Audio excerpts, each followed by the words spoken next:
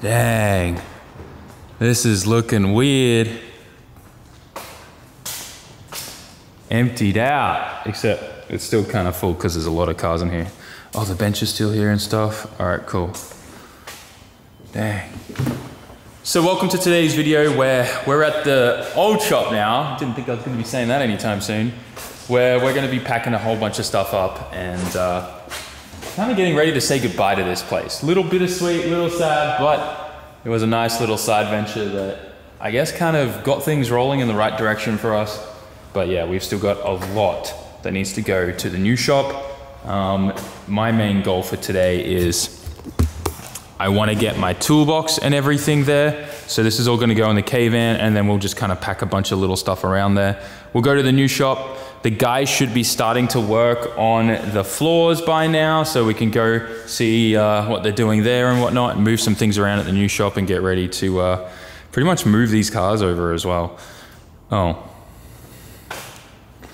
That didn't kind of stay on. We're getting straight into this. I want to get a run to the new shop, this unloaded, and a bunch of like sorting out stuff at the new shop. I also need to like set up a router and stuff there. I want to pull down all these banners too before we leave. Because yeah, I need to get to Ebisu as soon as possible later tonight. So I've got to do a trip to there because tomorrow we're testing the FD car. I've made some more changes and some repairs to some stuff and things that I thought could improve on it, as well as we got a whole new power steering pump in there, electric one. We found that there was a problem with the internal solenoid on the electric pump. We thought it was a relay or wiring issue, but it seems like, well, it could still be a wiring issue, but it seems like when you jiggle the wires and stuff around, you'd hear the solenoids or the relays clicking inside the pump. So there's definitely something weird there, but the guys already got a new one in there. I got some spare pumps as well. By the way, I bought them all from Poland because they came on like a Holden Astra or an Opel. So it's just cheaper and way easier to get them imported straight from Poland. So we did that, and I got 3 of them, and we're gonna be setting up a secondary one in the back as like a fail-safe one, so we never have any power steering issues ever again on the flight home. But I'm now ready to lift the top section of this off. One of the main reasons why I'm also excited to get out of this shop is look how dusty everything is. Like if I just close the top of this, look at this dust here, everywhere, right? And then look on top of my S15, and like even these cars here, like it's just so dirty, and like what's that white stuff that's on everything? I have no idea, and it all just comes up, and there's like plants growing through. No matter how many times we complain to the landlord about like all the plants and stuff coming through and all that, and all the leaves. Because like, I don't know what yard work they do over there, but whenever they do, they use the blower and it blows everything into the shop. It just sucks. So I'm glad we're actually getting a proper sealed shop now, which is epic. So anyways, moving the toolbox.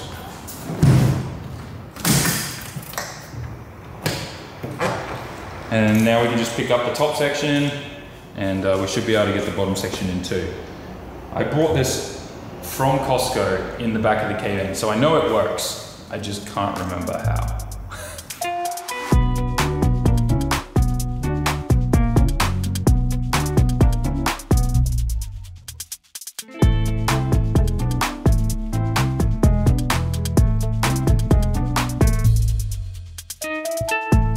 All right, well that went a lot smoother than I remember at Costco.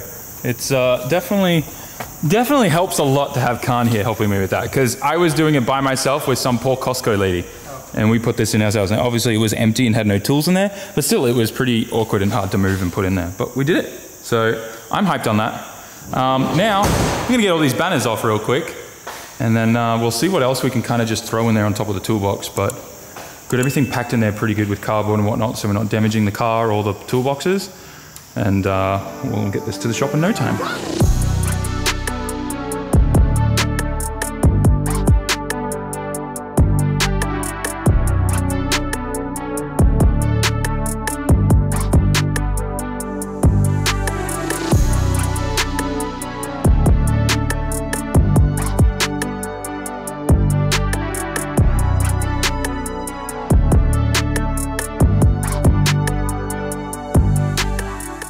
We're now finished with getting all of the tires down.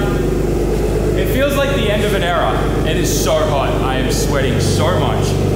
But I've had the Skyline warming up because I miss my RVs and I'm really excited to get the old girl up and running again once we move and get everything sorted out in the new shop.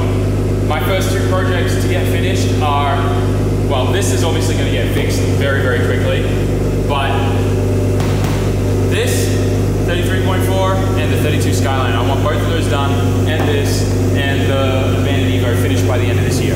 Crazy, I know there's only 4 months left, but we're going to try. Anyway, we're at temperature now.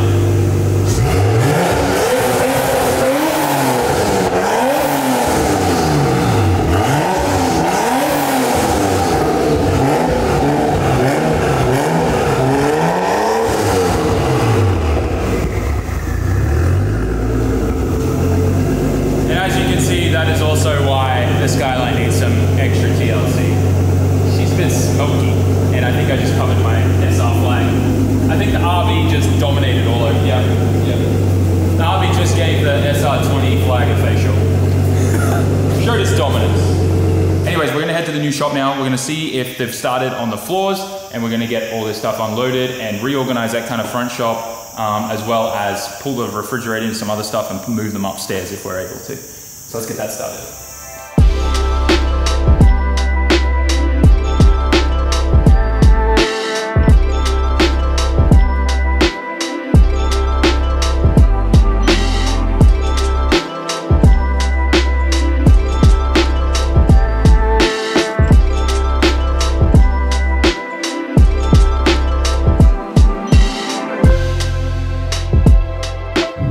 To the new shop, and there's a beautiful FC in front of us.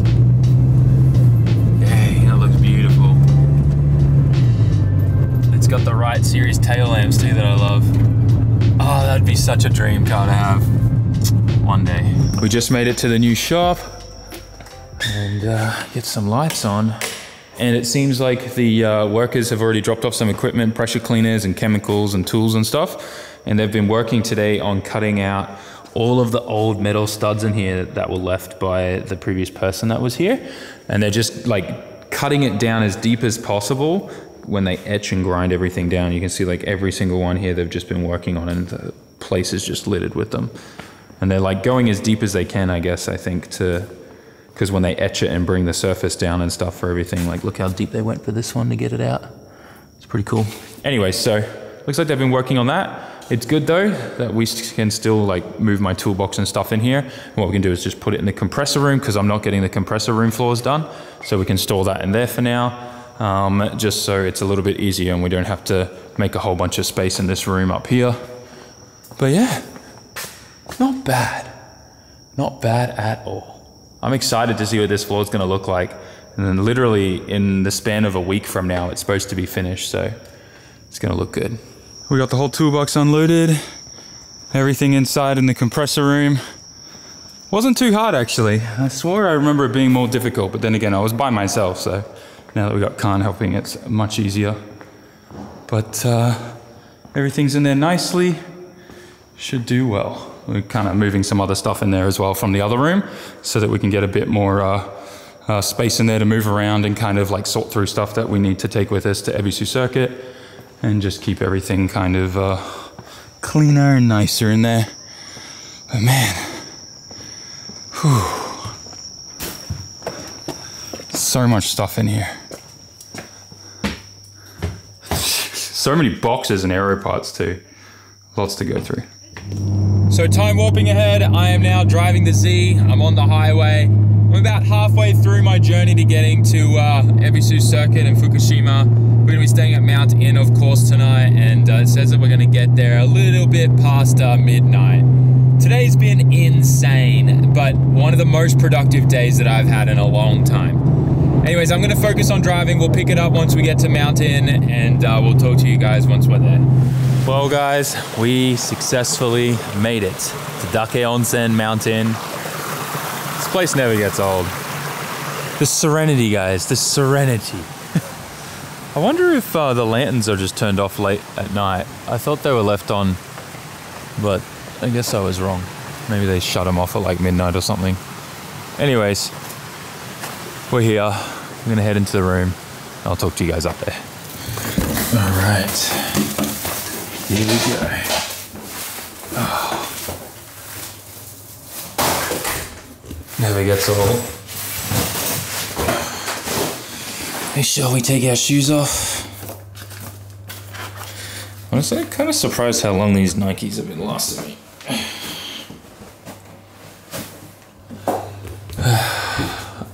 I love these new rooms they made.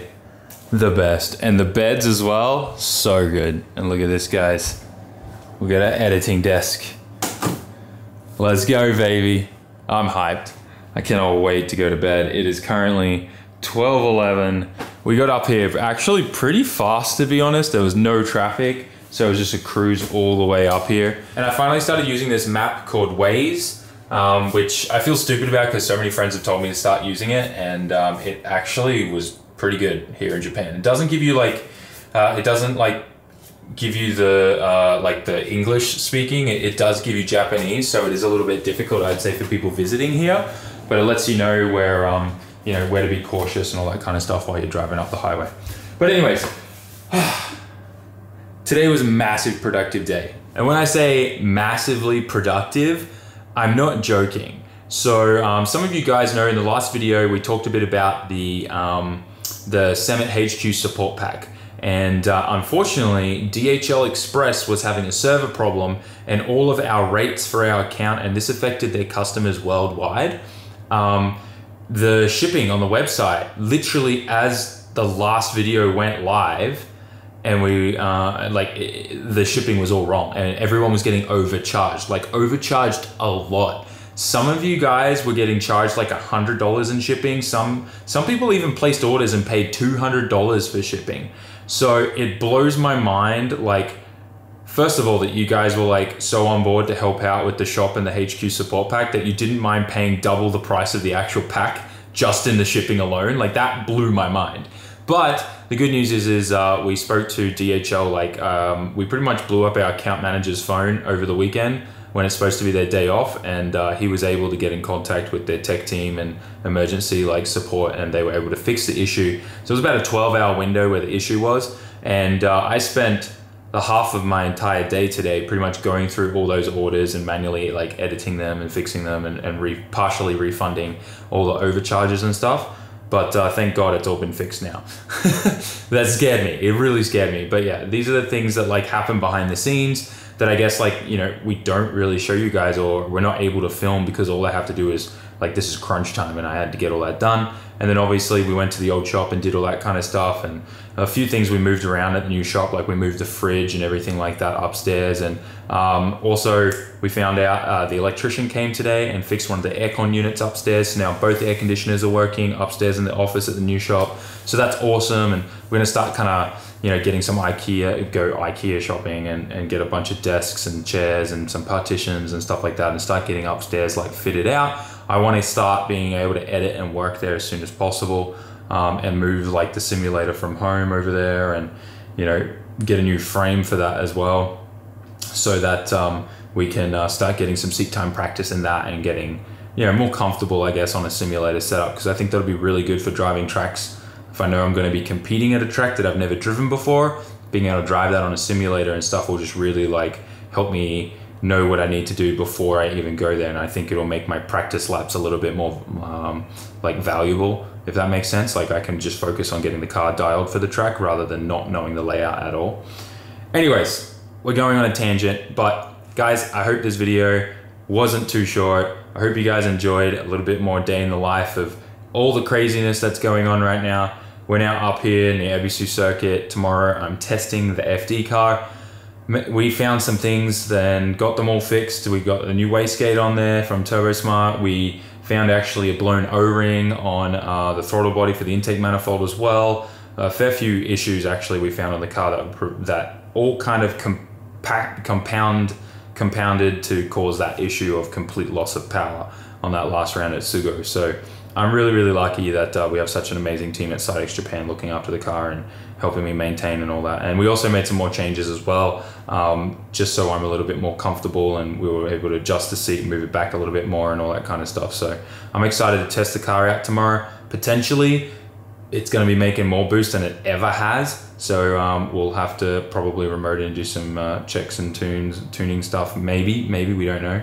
But yeah, I'm excited. I think it's going to be a really good day tomorrow testing the car, and I'm excited to be driving again this weekend at Okubuki. So guys, make sure you are on the live stream if it's at a decent time for your time zone. All you have to do is go to the Formula Drift YouTube channel, and you'll see that they'll be doing the English live stream there for FDJ2 this weekend, which will be Saturday, Sunday our time. And yeah, you should be able to see those live events there, and you can schedule reminders for them right away. They should already be up on their page. Anyways, guys, I'm gonna wrap things up here. Hope you enjoyed. Smash the like button, write a comment, and subscribe. Sorry for the long, lengthy talk at the end here, but I'm exhausted and I feel super content. Very productive day, and I'm so excited to go and drive my car tomorrow and slay.